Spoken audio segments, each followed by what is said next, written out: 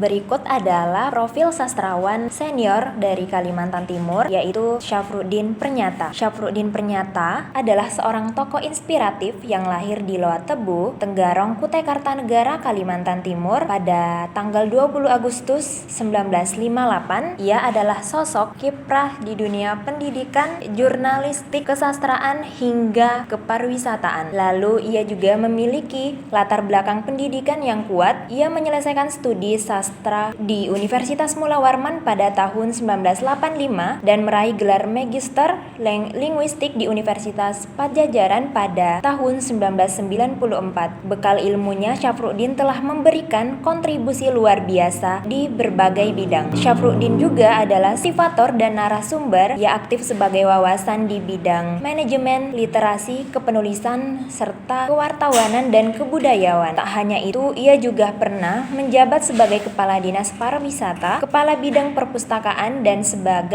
sebagai posisi strategis lainnya di Kalimantan Timur. Di dunia literasi, Syafruddin adalah seorang penulis produktif. Karya-karyanya meliputi novel, buku motivasi, hingga kisah sejarah seperti Harga Diri, Zulaiha, hingga kisah-kisah Samarinda Tempo Dulu. Heran ia mendapat penghargaan sastrawan Kaltim pada tahun 2020. Dedikasi Syafruddin dalam berbagai bidang telah diakui luas. Ia menerima penghargaan sebagai wartawan berdedikasi, tokoh budaya, hingga penghargaan sastra dari Kemdikbudristek Republik Indonesia pada tahun 2024. Hingga kini, Syafruddin telah berkontribusi melalui karya inspirasi dan dedikasi sebagai pemilik Taman Salma Sofa dan Langit Timur. Ia juga menjadi pelopor destinasi wisata berbasis lokal di Kalimantan Timur. Mungkin itu saja profil dari Prosais Kalimantan Timur. Sekian dan terima kasih.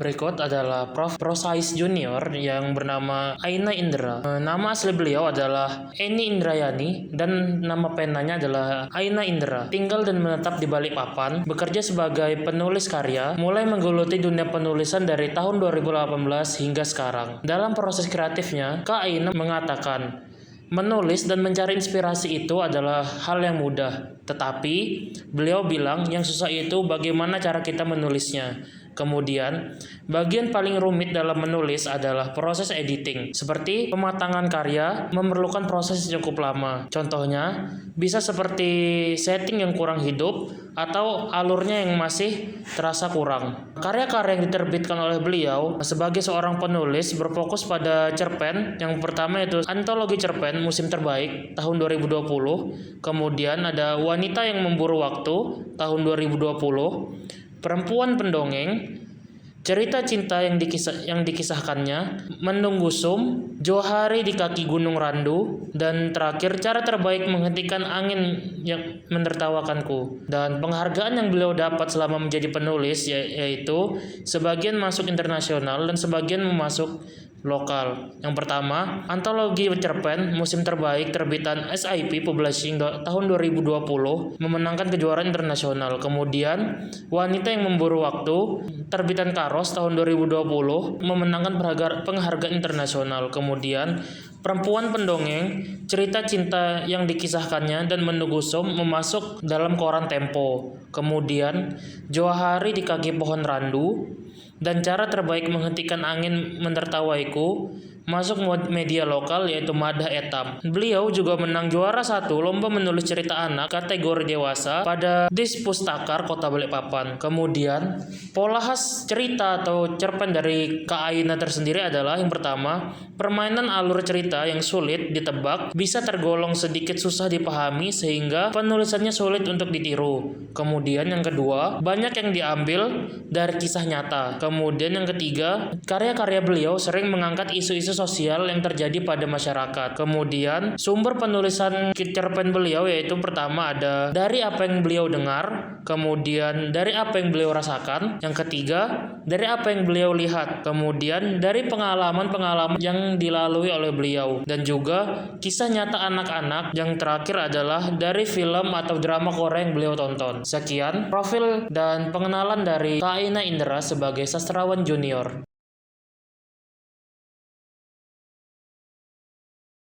Berikut adalah profil dari Kak Intan Tarbiyatul Wardah, yaitu sebagai seorang santri jurnalis yang berdedikasi dari Tasikmalaya, Jawa Barat.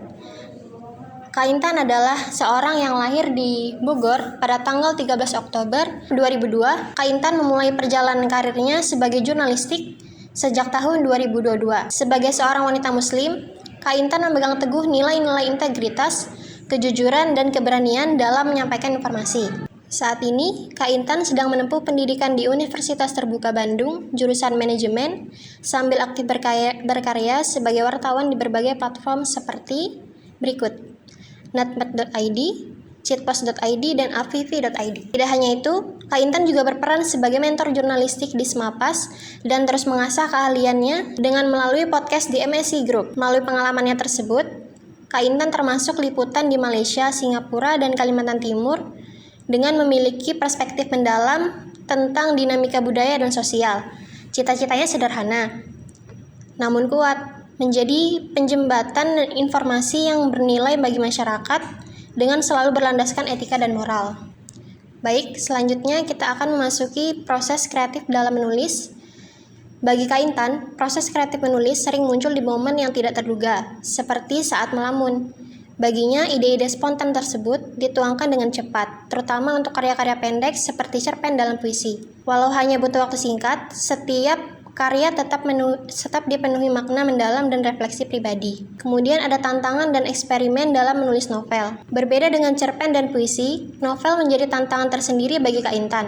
Dengan genrenya yang seperti science fiction, novel terbarunya melewati proses panjang, dari berganti genre hingga menghadapi writer's block. Kak Intan sendiri mengakui bahwa menyelesaikan novelnya tersebut adalah pencapaian besar, dan ia memilih akhir cerita yang happy ending untuk memuaskan pembacanya. Kak Intan mengakui pengaruh besar Firza Bersari pada awal perjalanan menulisnya, seperti buku-buku dengan karya Mark Manson, juga memberikan wawasan dan memperkaya karyanya.